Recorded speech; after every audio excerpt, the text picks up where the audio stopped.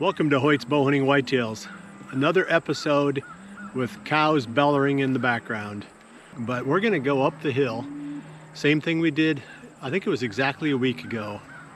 We were after that buck that we called the fat buck or fatso. We didn't have too fancy of a name for him. It was a little bit more of a physical description of what this deer looks like.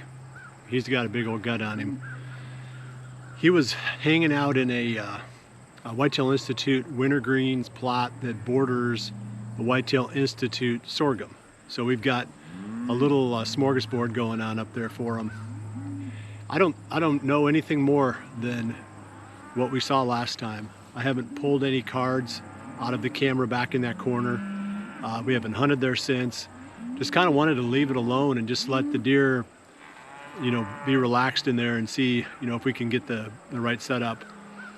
Go back in after him. And today it's supposed to be an east-southeast wind, which would come across the plot. It's very light though, which I wish it was blowing harder, but at least it's going to be coming from the plot to the blind and then into the timber at an angle behind us. That should keep our scent away from any deer, even if they go past the blind, heading towards the standing corn, which is beyond, where they come out at. Generally they come out back in the corner of the food plot, and then they work their way hopefully through there, past the blind for a little 15-yard shot, and then out into the standing corn. Me and my cows, they must think somehow that I'm the cow whisperer, because wherever I go, seems like the cows are wanting to be part of the action. So let's see, what else can we say about this spot? Jordan was gonna hunt this evening, but she had some stuff come up, so she's got to get on the road. She designed a really cool logo for our sweatshirt for the Bowhunting Whitetails merchandise. So you can check it out at shopbowhuntingwhitetails.com. I think it's one of my favorite all-time sweatshirts, so she did a nice job. So she does that, she does a lot of editing, etc. She just isn't a hardcore hunter, but we get her out when we can.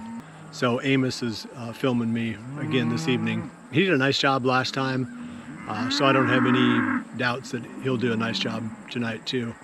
So let's get up there. I won't do another interview until we get in the blind. We're gonna run up the hill. Once we get there, we'll be quiet. We got some corn we got to go through to get around the whole loop and into the blind, and then we'll check back in with you when we get there. Hoyt's Bowhunting Whitetails is brought to you by Redneck Blinds, Code of Silence Apparel, Hunt Stand Pro Whitetail App, Whitetail Institute, Research Equals Results, B3 Releases, XO Broadheads, Exact Sights, and Hoyt.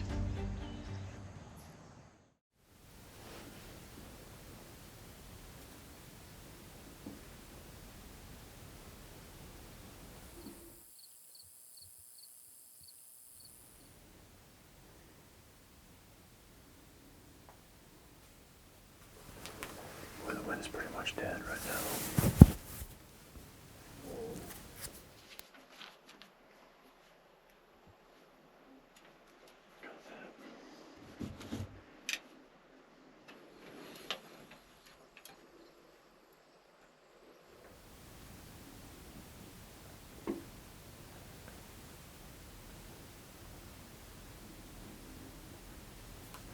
If we had any.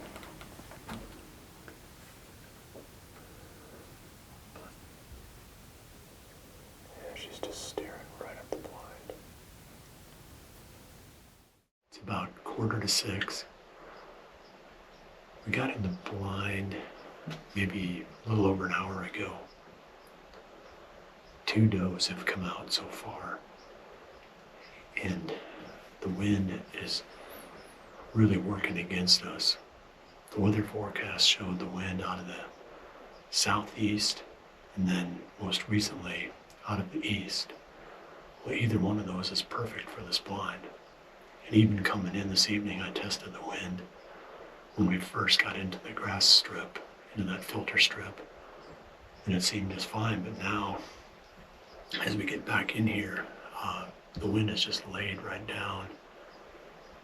And it's, whenever I've done a test with one of these floaters, it's going right in the direction that the deer would be coming from. So we got to keep the windows closed. That's the bottom line. And Amos, it's not like he goes swimming every time he gets above 65 degrees. He's warm-blooded, and our windows are fogged up. I'm not going to blame it on me. I'm going to blame it on Amos. But the point is, we got to keep them squeegeed off, and that's a problem because there's a lot of movement involved when you squeegee off the window. And one of the does saw us when we swiped across it not too long ago. They went off, relaxed, and now they're back to feeding again, which is good. So they're like a confidence decoy if you're a waterfowl hunter. It's always good to have something out in the plot so that if a buck comes out and stands on the edge, he sees those does out there and feels, a lot more comfortable about coming out.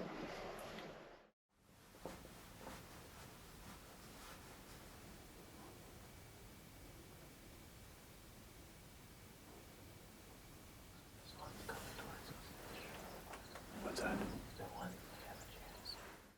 There's a few times when blinds are better than stands, and when the wind is like this, when it dies down to nothing, or it swirls, or it kicks from the wrong direction like it did when we got here, we can keep the windows closed. And it is kind of a pain, but I keep a squeegee in each one of these blinds for this reason. You get the condensation that you got to keep wiping off so you can see and film, but the upside is it does keep your scent inside and away from the deer.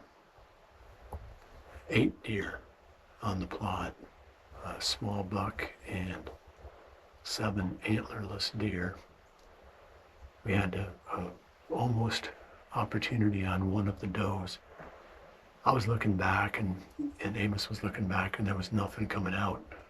Like a buck that we might be worried about spooking. So I was going to shoot the first doe here toward the end that gave me a shot. But I do think, I don't know if she smelled us or what. Maybe she might have, seen something she didn't like. One of them was kind of spooky the whole time. But anyway, she ran off and cleared the field. The deer were really digging into that Whitetail Institute wintergreens.